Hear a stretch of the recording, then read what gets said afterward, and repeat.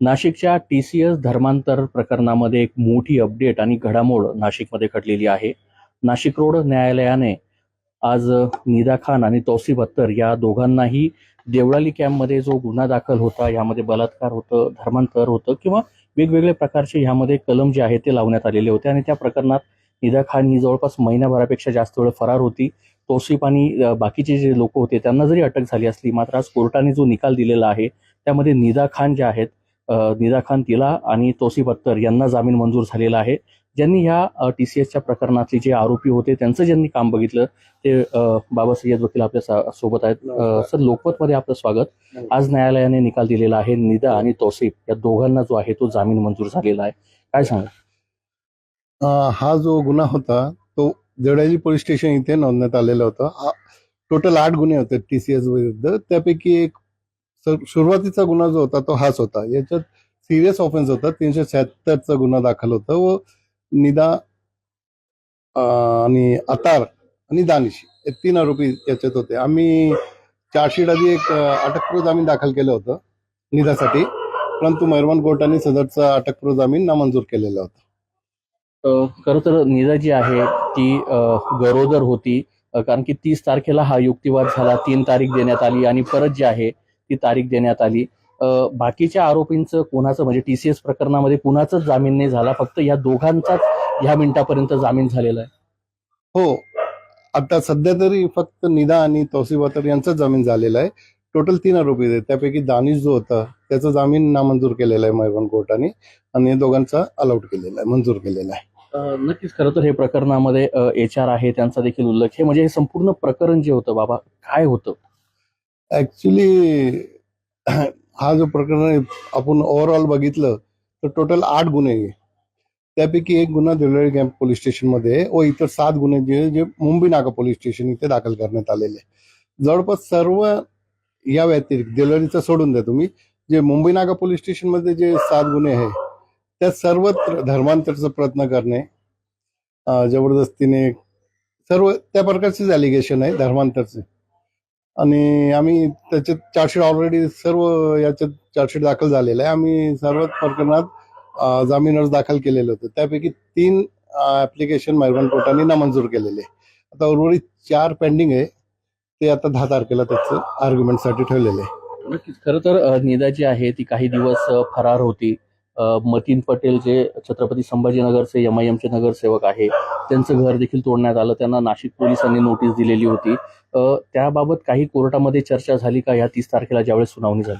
हो, आम्ही तसं सरकारी पक्षाने तसं युक्तिवाद केला होता का निदा ही फरार होती, आता याला जामीन दिलं तर ती पुन्हा फरार होण्याची शक्यता आहे. तर आमचा युक्तिवाद असा होता का एकदा अटकपूर्व जामीन दाखल केल्यानंतर आरोपी जी आहे त्याला फरार घोषित करता येणार नाही, कारण त्याला कायद्याने दिलेले सर्व हे बेनिफिट्स आहे त्याचं तो पूर्णपणे पालन करणारच आहे.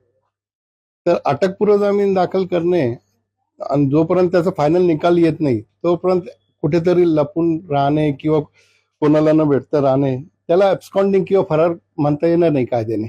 आणि जेव्हा आमचं नामंजूर झालेलं आहे त्यानंतर आम्ही स्वतः हजर होणार होतो, परंतु त्याआधीच पोलिसांनी आम्हाला अटक केली.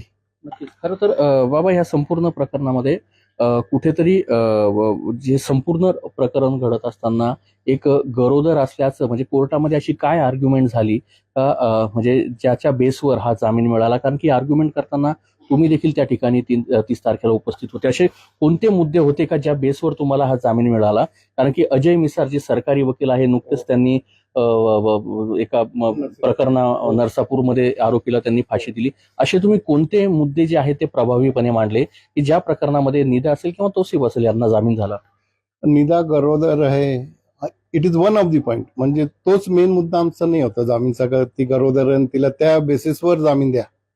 आमचे दुसरे अनेक मुद्दे होते, जसं की आता तपास पूर्ण झालेला आहे, आम्ही काही सराईत गुन्हेगार नाही, लेडीज आहे, कुठे जामीन भेटल्यानंतर आम्ही फरार होण्याची शक्यता नाही आहे, आमचं कुटुंब इथे आहे, वी आर मॅरिड, हे सर्व मुद्दे आहे. आणि मेन मुद्दा असा होता की जे आरोप केलेले निदावर ते त्याच्यात 5 वर्षापेक्षा जास्त शिक्षेची तरतूद नाही. हा आमचा मेन मुद्दा, जो पकड होती आमची जामीन अर्जावर ती हीच होती. ऑफेन्स आमच्या विरुद्ध जे ॲलिगेशन आहे ते सिरियस नाही आहे, त्याच्यात फक्त 5 वर्षापर्यंतची शिक्षा आहे. इवन सरकारी पोलिसांनी नोटीस दिल्यानंतरही ते सोडू शकतात, अटक करायची काही गरजही नाही होती. परंतु पोलिसांनी त्यांची अटक केली आहे ते बरोबर आहे.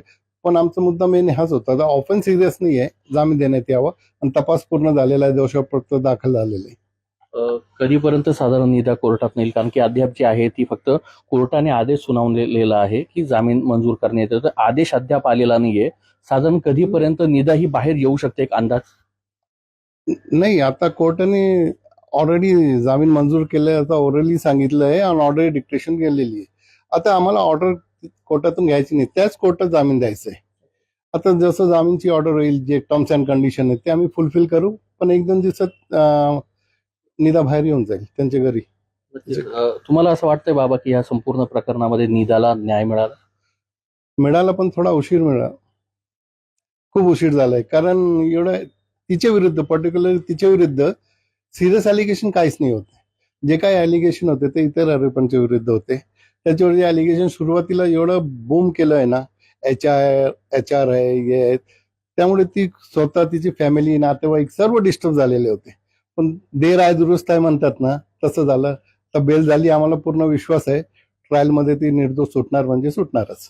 नक्कीच. खरं तर ट्रायलमध्ये म्हणजे आता जरी जामीन झालेला आहे, मात्र जेव्हा निकाल फायनल लागेल त्यावेळेस निदा असेल किंवा त्याच्यासोबतच्या जे काही सहकारी असतील ते निर्दोष सुटतील. मात्र निदा जी आहे ती गरोदर जरी असली, मात्र न्याय प्रक्रियेतूनच तिला न्याय मिळालेला आहे, अशी भावना नाशिकचे जे निदा खानचे वकील आहेत, TCS प्रकरणामध्ये जे आरोपी आहे निदा खान किंवा तौसिफ अत्तर, त्यांचे वकील बाबा सय्यद यांनी यावेळेस लोकमतशी बोलताना व्यक्त केली.